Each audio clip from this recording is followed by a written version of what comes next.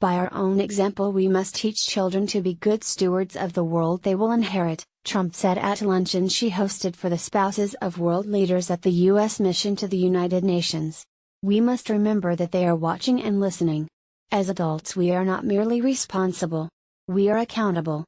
Trump's mention of bullying was immediately complicated because of her husband's bellicose approach to public life. From his sneering nicknames for political opponents, Low Energy Jeb, Little Marco, to his claim that a news anchor was bleeding badly from a facelift, to his recent promotion on Twitter of a spoof video purporting to show him toppling Hillary Clinton with a golf ball strike to the head, President Trump has drawn frequent criticism that he himself is something of a bully-in-chief. The First Lady's speech made no mention of her husband as she urged the world to ensure that our children's future is bright.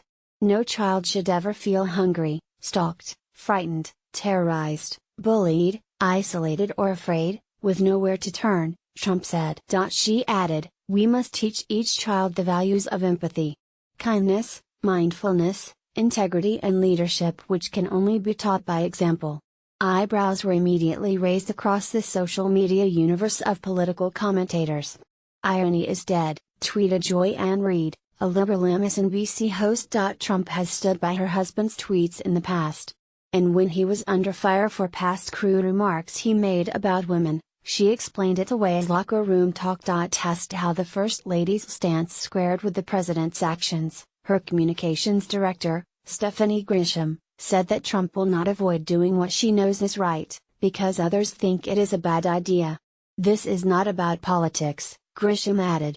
"This is about using her role as First Lady to help as many children as she possibly can." Last year, late in her husband's campaign, she first floated the idea of taking on the cause of cyberbullying.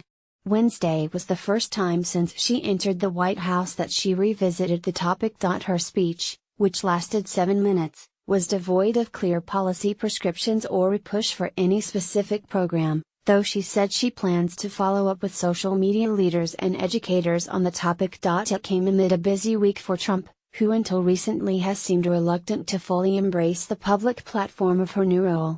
On Thursday, she visited hurricane-devastated Florida and hosted a reception for the White House Historical Association.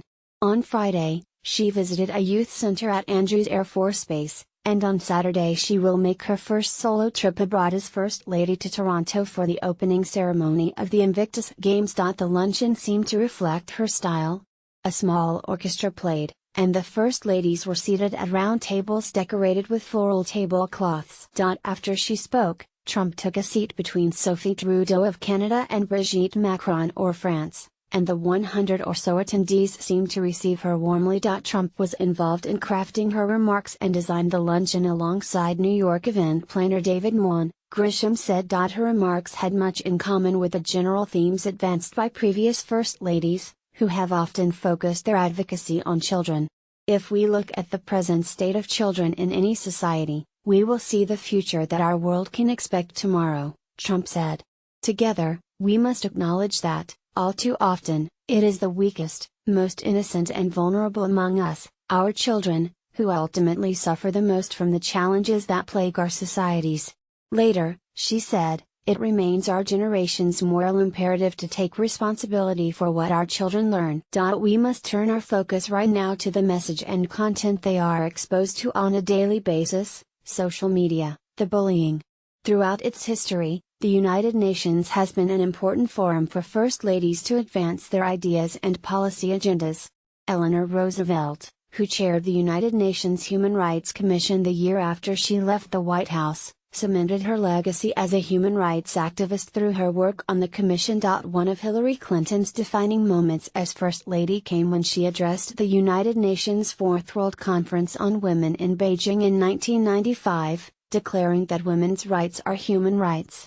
In 2014, Michelle Obama delivered the keynote address at a United Nations event focusing on providing girls around the world with quality education.